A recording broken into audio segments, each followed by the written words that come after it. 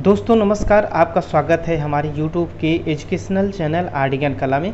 दोस्तों आज हम बताने वाले हैं आपको तूती नामा के बारे में, जो कि एक बहुत ही प्रसिद्ध कहानियों में से इसका गिनती होता है। तूती नामा के जो चित्र हैं वो इस प्रकार से, जैसा कि आप फ्रेम पे देख रहे हैं, डिस्प्ले पे अपने देख रहे हैं, ये तूती नामा का दृश्य है। तूती नामा क्या है? तोते का प्रेम का कहानी जो है वो तूती नामा है। प्राचीन कला और संस्कृतियों को संरक्षण देने में मुगल शासकों की विशेष भूमिका रही है। अगर हम तूतीनामा की विशेषता और तूतीनामा के बारे में विधिवत देखें तो इस प्रकार है कि अकबर और जहांगीर का नाम शीर्ष पर आता है। तूतीनामा के बारे में बात करें तो इन दोनों कला प्रेमियों ने विभिन्न कलाकारों और लेखकों को संरक्षण दिया। अकबर के काल में विभिन्न संस्कृत ग्रंथों का फारसी अनुवाद कराया गया। 14वीं शताब्दी की फारसी भाषा में लिखित 52 कहानियों का संग्रह तूतीनामा है। 16वीं शताब्दी के उत्तरार्ध में मुगल शासक अकबर द्वारा 250 लघु चित्रों के रूप में दोबारा बनवाया गया था तथा यह एक प्रमुख संकलन है तूतीनामा।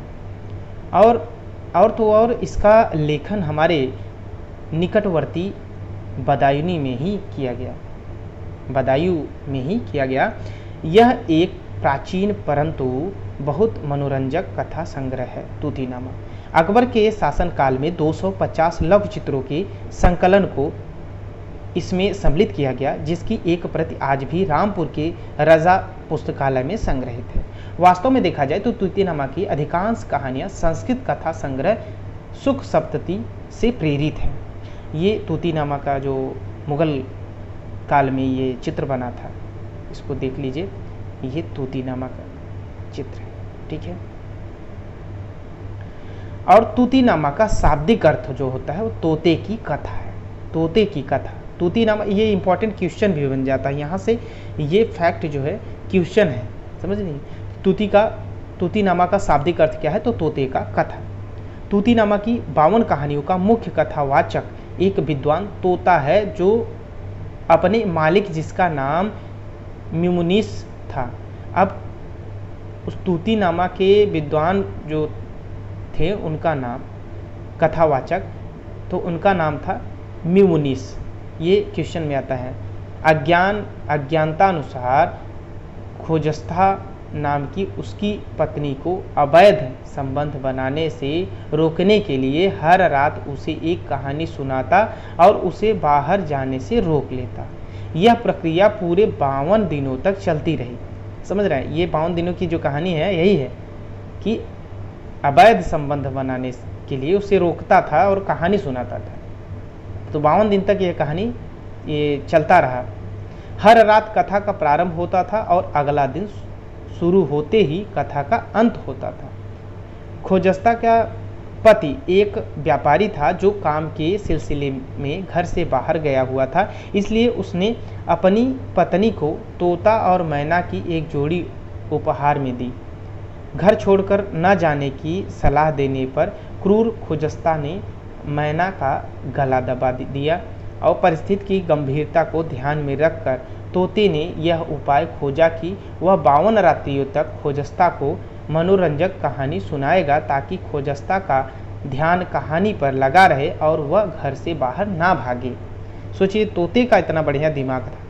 ये देखिए, ये जो चित्र मुगल समय में बना, तो ये कहानी सुनाते हुए तोता, ठीक है, तो ये इस प्रकार से तोते की जो प्रेम मिलाप का दृश्य था उसमें इसमें कहानी सुनाया जा रहा है और यही चित्र है, असली यही चित्र है।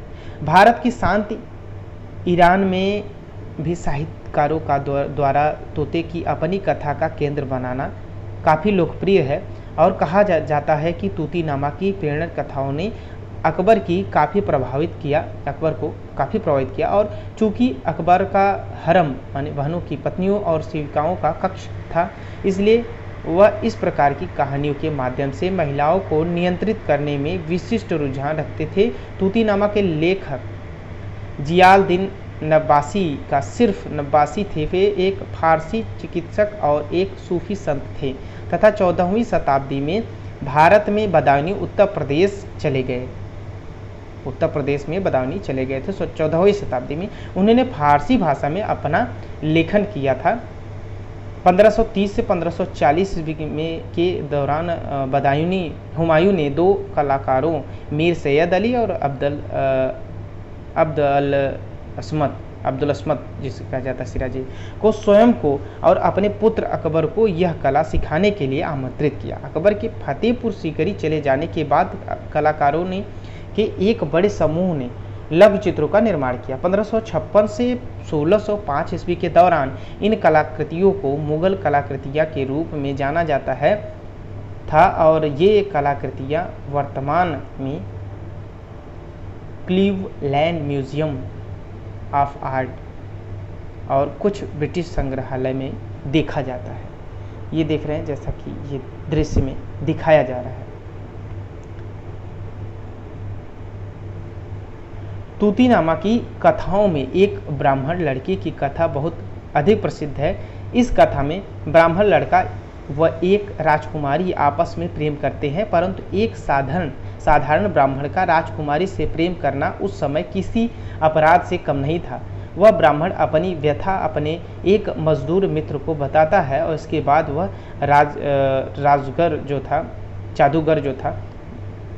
जादूगर कुछ मोतियों का प्रयोग करके जादू से अपने मित्र को, जैसा कि एक मूवी में भी है, अली बाबा मूवी है, वो जो है अली बाबा मूवी इससे मिलती जुलती है। ठीक है, उसको आप अली बाबा मूवी एक बार देखिए। इस प्रकार जादूगर उस कन्या का परिचय अपनी बहू के रूप में देता है। एक दिन राजकुमार की दृष्टि उस सुंदर कन्या पर पड़ती है और उसे देखते ही वहाँ पर वो मोहित हो जाता है, और जबकि वास्तव में वह एक कन्या नहीं बल्कि ब्राह्मण लड़का था। सच्चाई का पता चलने से पूर्व ही ब्राह्मण लड़का और राजकुमारी महल से भाग जाते हैं। तो ये जो मैं बता रहा हूँ आपको, अली बाबा एक मूवी है, उसको आप देखेंगे तो उसमें जो है कहानी जो है वो तूतीनामा पर ही आधारित है। ठीक है, आप तूतीनामा पढ़ेंगे और अली बाबा मूवी देखेंगे तो सेम नज़र आएगा। ठीक है, कहानी। जल्द ही दो कन्याओं के लापता होने की खबर पूरे महल सहित राजा को भी पता चलती है। तभी जादूगर, जिसने उस कन्या को अपनी बहू बताया था, राजमहल में प्रकट होता है और अपनी बहू के बारे में जानकारी मांगता है।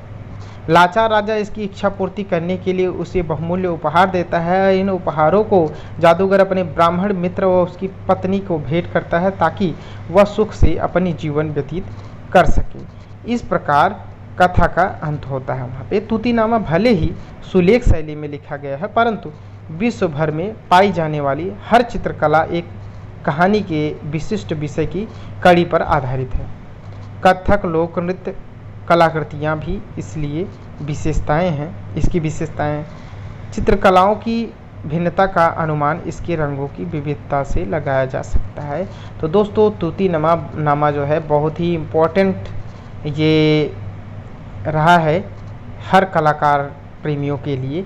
तो आप आर्टिस्ट हैं, इसलिए आपको ये जानकारी इसकी तूतीनामा क्या है, पहली बात तो सबसे इंटरेस्टिंग जो इसकी कहानी है तो इसको जानना ज़रूरी है। और एक बार आप इसे पढ़िए और बहुत ही अच्छा लगेगा। आप मेरी वीडियो के माध्यम से जो भी कुछ सीख मिली अच्छा लगा हो तो मेरी वीडियो को लाइक करके अपने दोस्तों तक शेयर ज़रूर करना। और चैनल को अभी तक सब्सक्राइब नहीं किए हैं, प्लीज़ सब्सक्राइब, बेल आइकन कर लीजिए जिससे नोटिफिकेशन पहुंचता रहे और हमारे वीडियो पर बने रहिए। एक रिक्वेस्ट है कि आप मेरे टेलीग्राम चैनल पे जाइए, उसे फॉलो करिए और उसमें आपको सारी वीडियो की PDF मिलती रहेगी, प्लस में क्यूज भी होता रहेगा, उसमें क्वेश्चन आंसर भी होता रहेगा और वीडियो के लिंक भी पढ़ते रहेंगे। उससे आपका ज़्यादा हेल्पफुल हो सकता है। और हमारे फेसबुक पेज को भी लाइक कर सकते हैं। Thank you for watching my video.